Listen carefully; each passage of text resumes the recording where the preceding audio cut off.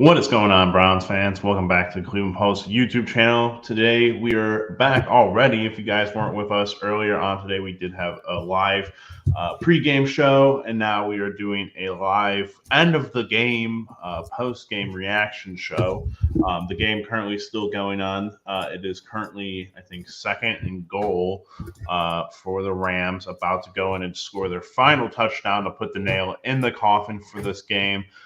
Your Browns currently sitting at 19, and there it is. Los Angeles now sitting at 34 after scoring that touchdown, which was a one-score game, 19-20 game with about 6 minutes to go. And Joe Flacco throws quite possibly the most errant interception of the entire year and just completely shatters everyone's hopes of whatever we thought we had going with this offense into complete and utter failure. And the Browns drop to 7-5. Jeff, how are you doing? I'm doing awful. I'm doing really bad, and the game's still going on. I'm not even, the game is still going on. We still get to go on offense one more time. I said I wasn't going to care. Yeah, that just wasn't true. You're a little loud. Little loud. I said whatever Flacco gives us, and still he finds a way to just do the stupidest thing possible. Like, you're having a good game. You've thrown 2 touchdowns. Like, you've gotten Elijah Moore involved. You've already done more than the other quarterbacks in one game. Literally, and then you just season. And it's like, I don't even know what to say at this point. Here's the thing on that pass. Like, that's just, I don't care what because people are like, why would you make that play call? First of all, I don't care what the play call is there. Joe Flacco, again, I talked about it. It's not what he didn't even throw it to the right side of the route. Right. And my thing about that is just like Joe Flacco, and what we talked about before the game started, was knowing the intangibles of the game. You're down 1 point with 6 minutes left, and your first play of this drive is, I'm gonna heave it down there, even though I don't think my guy is doing the right route, or I'm not gonna get this to the right position because I've only been on the team for 1 week. Like, man, you gotta throw that ball away, or you just gotta ground it, or you fucking don't just toss it to the team. We haven't been good enough on defense to stop, stoutly in and out, the whole game, and you give them the ball on our side of the field, and yeah, of course, you can't even hold them to a field goal to, really keep hopes alive, because then you have to put everything into Joe Flacco's hand and go get a touchdown and a 2-point conversion, but none of that matters. All those are hypotheticals. 34-19 looking to be the final score here, Jeff. And again, it was very evident from the beginning of the game. The run game was not going to be effective. It was not going to be, a factor. And I told Jeff, that's basically a wash for most games for the Browns. If the run game isn't good, we're more than likely not going to be winning. But to be honest with you, the offense was a little bit more, I think, palpable at least than the defense. Again, the defense, you're down. Essentially your 2 best players are hurt, Myles Garrett and Denzel Ward. I know Myles is playing in this game, but hurt obviously, and not really the factor. And Jeff, someone on, I believe the X-Bird app tweeted at you to say that the D-line was a just complete non-factor, allowing 400 yards today. Total waste. Just unfortunate for what we had been doing all year, and of course 400 yards in one game. I think that's the worst dealt hand for the team all year long, honestly. It just really bothers me what you just said there about Flacco, because I feel like The dude was just he just followed the script the whole game, except for one play. And we are at a point with injuries where it's so bothersome and it's so annoying to sit in, week week out and watch this team, because one negative play loses you the game. Like, of course, it's John Johnson III, another idiot. And of course he of course he has a huge return. Yeah. Like if he falls over there and like it was basically like an arm punt, all right, not great, but he has a 30, 40, 50-yard return, basically gave him the ball they were kicking a field goal minimum off the return. And Joe Flacco, even moving with the football, was throwing the ball away all game. And I understand that the issue with that play is that I think Elijah Moore was too wide open when the ball was released. Terrible throw. Don't even get it close to the boundary. Should have been a boundary throw. And I don't know, man. The team's not good enough to win a playoff game unless you overcome with all these injuries. Unless you have catastrophic, immense luck, and the other team, I don't want to say that because I think any team could win a playoff game, but this team should certainly not win a playoff game the way they are at. I don't know what, at the end of the day, I appreciate and respect the hustle. I don't know what Myles Garrett's doing out there. Sit him out next week. If he's done for the year, what does it matter? It doesn't matter anymore. Next week's the finale.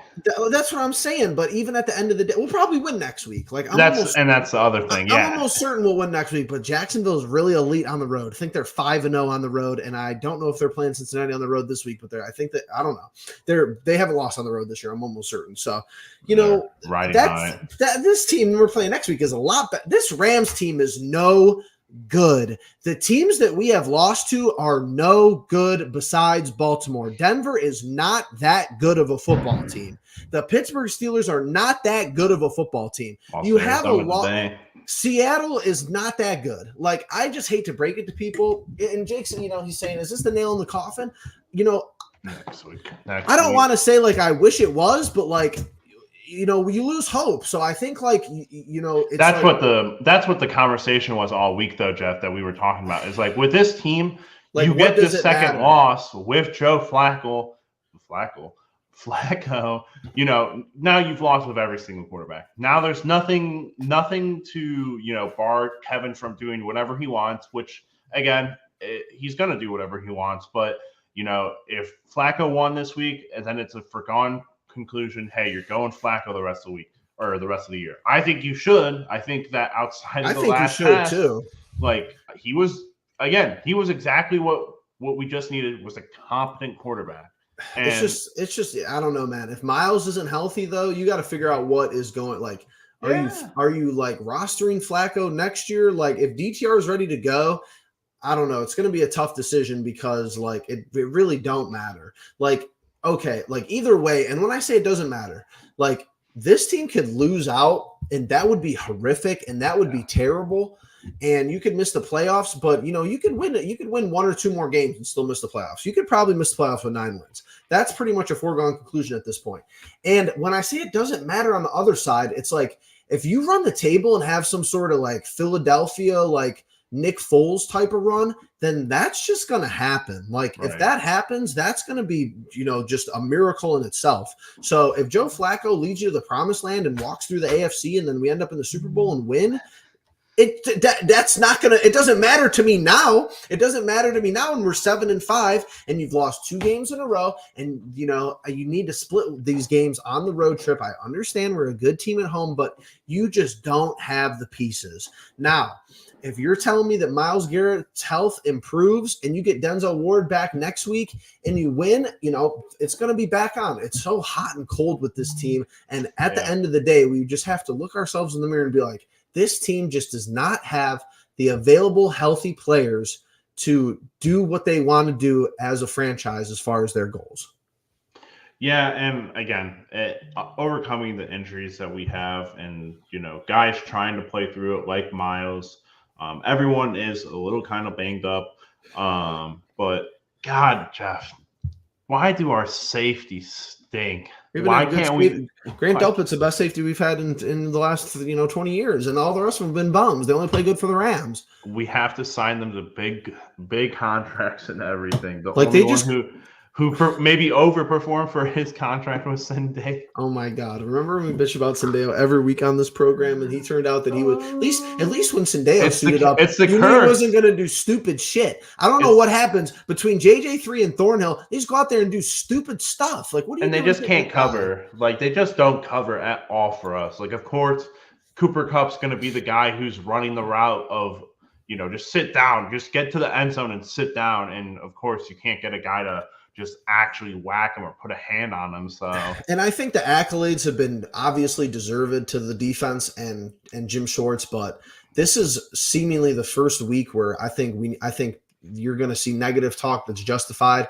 and people getting on his ass because you give up 400 yards, you have no turnovers, and you don't generate a sack. That's like bottom of the barrel as far as the league's concerned production. I understand the injuries, but like I couldn't even see a tangible adjustment though. Like, where are his adjustments? This stupid ass motion play where they brought a wide receiver across the backfield and Matt Stafford does this little dinosaur baby arm and gives them the ball, went for 40 yards every time they ran it. And the drive that lost you the game is not, and the defensive drive that lost you the game was in the third quarter when they had 3 false starts. You gave up a 1st and 15 for 31 yards, and you gave up a 3rd and 15 or 3rd and 20 for 30 some yards, and they scored a touchdown. That's what pretty much ended the game for you defensively. And yeah, Dustin Hopkins can't make an extra point. Is it a different game plan if it's a tie game versus a 1 point, difference? It shouldn't be. You still have to go down and kick a field goal, to win the game if it's 2020 or if it's 2019.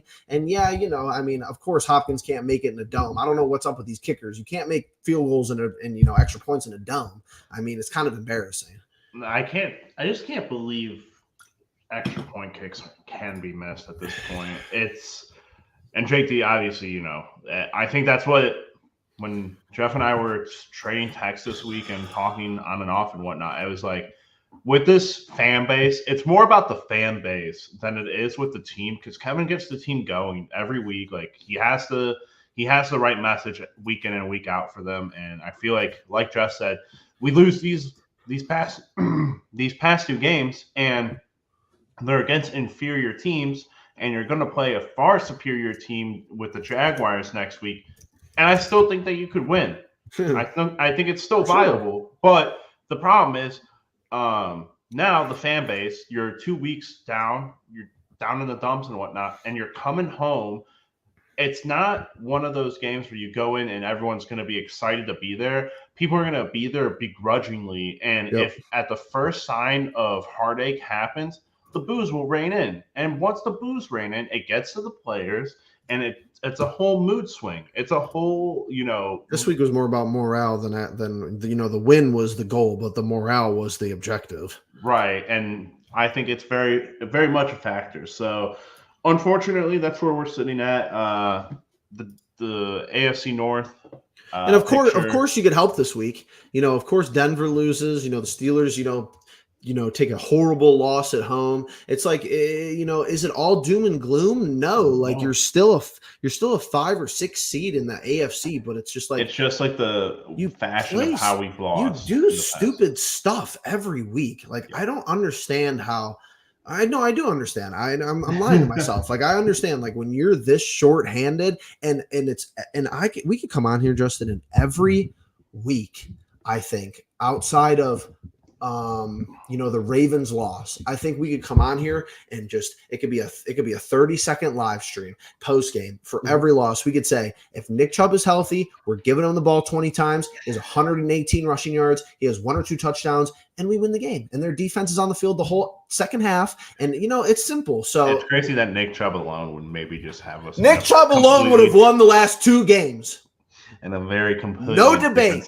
Imagine Joe Flacco with 2 touchdowns and Nick Chubb. It would have been we might have won by 25. Yeah, you're not Jerome wrong. Ford's running sideways. Pierre Strong can't pass block. Kareem Hunt's unemployed 8 weeks ago. For a reason. You have Joe. It's 2023, and the Cleveland Browns are 7-5, and you have Joe Flacco handing the ball off to Kareem Hunt. I can't even believe what I'm watching on my screen. Oh, Jeff. Well, I'm honestly, I'm off for words. just because I don't think there's anything else we could say outside of this team is beaten down, it's battered, and I think this is about everything you could expect. And again, I think the what you said, Jeff. Obviously, this season can go in a very bad direction. I think that there are certainly teams we can still lose to on on the rest of the schedule. Obviously, the Jags would be one of them, but I think that you start dropping games. You can't just start like dropping games for the sake of dropping games. Like you still have to keep a sense of like, hey, this is the standard. We go in every week, 0-0. You go 1-0. And your destiny is your destiny. Whether you make it in the playoffs is what it is. But, for Kevin, he's just in the last 2 years, you can see how the roster has come around to his philosophies and I think his teachings and just kind of the steady hand that he has. Now, I don't think that it's always necessarily always steady in Cleveland, but I think that Kevin's done his best to, maintain things and get it to the way he's wanted it. And last year was improvement, I think, upon certain aspects, but this year has clearly been a step in the direction of, even with all the hardships, 7-5, Jeff. I mean, you're still in contention. Win 11 games. Yeah, you're still in contention for a playoff spot, and you still have a lot of players going really, really hard, even when they're hurt and beaten down like this. So I think we're going to be in for a real interesting game this next one, but obviously this one will linger and hurt throughout the week. But Jeff, if you don't got anything else to say, ready for this to be over? Yeah, I mean, you pretty much just put yourself in a terrible situation. You got 5 games left.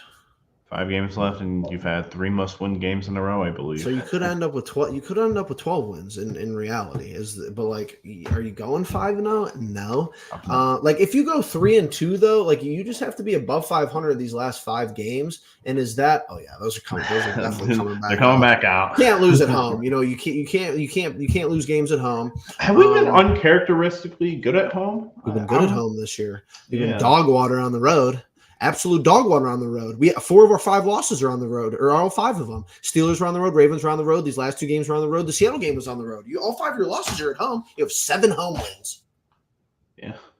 Yeah. So keep it going next week and go to 8-5 and hope that other teams lose. Hope that you continue to get the help. Hopefully that, Miami loses the game. We know the Ravens are off this week. Maybe Cincinnati could beat, Jacksonville this week. I'm not saying it's nothing, but it's like – it's not all the doom and gloom that we made it seem to be. No, it definitely is. It definitely is. This roster is not good right now. The roster is bad. It's banged up. Amari Cooper probably not playing next week. Yeah. You get Ward back. Amari's out. But here's the thing.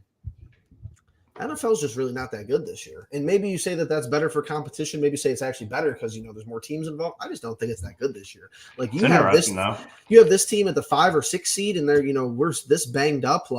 I'm just going to keep, I'm almost certain that Kevin's playoff contention too. Kevin Stefanski's cruising toward an extension. I mean, regardless, like I said, unless we literally lose out this year, end up 7-10, I think that's probably the only way that he doesn't get extended. But yeah, I mean, we're going to talk Jags, we're going to talk Browns. It's not like we're going anywhere. It's not like we're hanging it up for the year, and we know the players aren't either. So let's keep it rolling. Oh, we'll be back here sometime this week, this upcoming week with a preview and whatnot. But like I always say, there is Cavs content as well. So make sure you guys are subscribing, hitting that bell notification for when videos are going up short. Logan's putting up highlight videos of Cavs games as they happen. And make sure you guys are leaving a comment. Tell us what you thought about this game. Obviously a heartbreaker. When could you tell the writing was on the wall? Was it after the interception? Was it before that? And with that all being said, we'll catch you guys in the next one. Peace.